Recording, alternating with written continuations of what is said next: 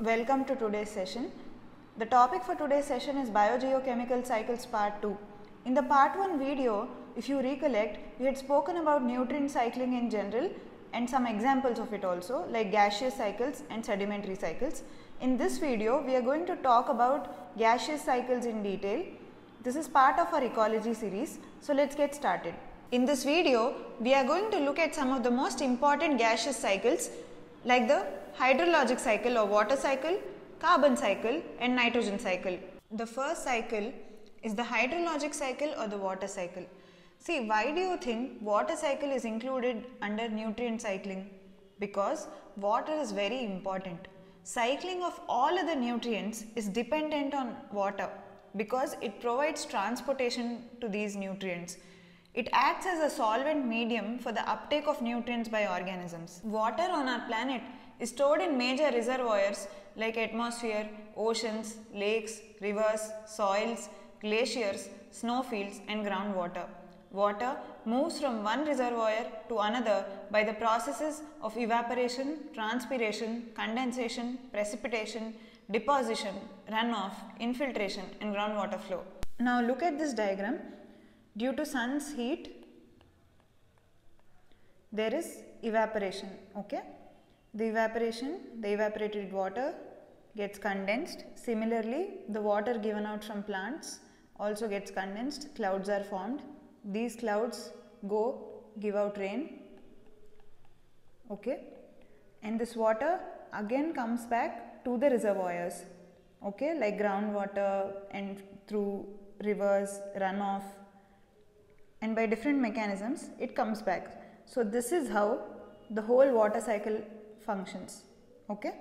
The second cycle, that is carbon cycle. See, carbon is a minor component of atmosphere if you compare it to the oxygen and nitrogen that the atmosphere has.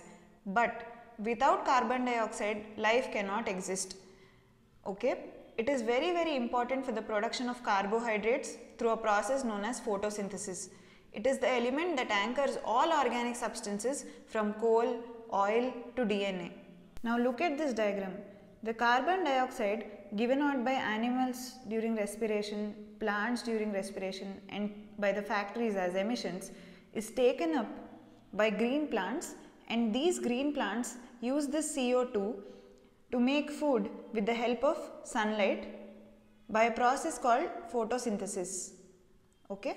And when these plants, animals die, the nutrients from them go back to the soil, okay? Or they can get converted into fossils and fossil fuels.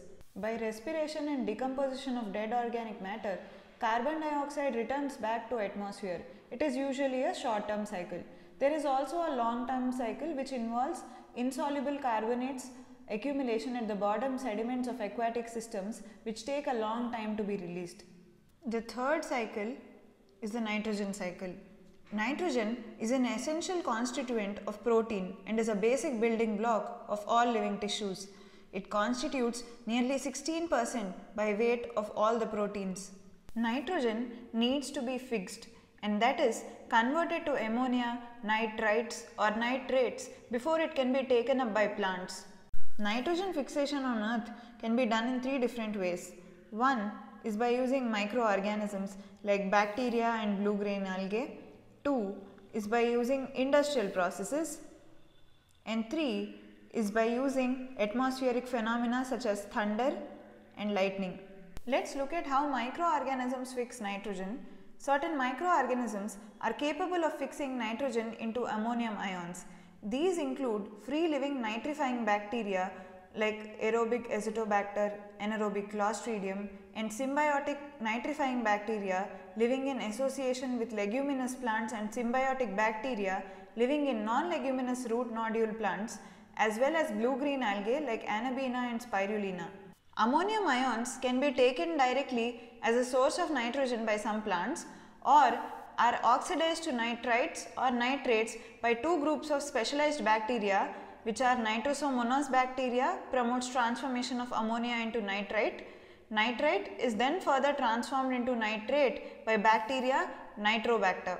The nitrates synthesized by bacteria in the soil are taken up by plants and converted into amino acids, which are the building blocks of proteins.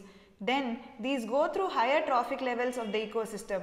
During excretion and upon death of all organisms, nitrogen is returned to the soil in the form of ammonia. And the cycle continues. So this is how naturally nitrogen is fixed in nature. But of late, man has been producing nitrogen or fixing nitrogen industrially. This has contributed to a lot of pollution. It is actually causing acid rains, eutrophication, and harmful algal blooms. With this, we end the discussion here. We are going to talk about sedimentary cycles in the next video. We'll also mention the model questions at the end of the part 3 video. So see you in the next video. Thank you.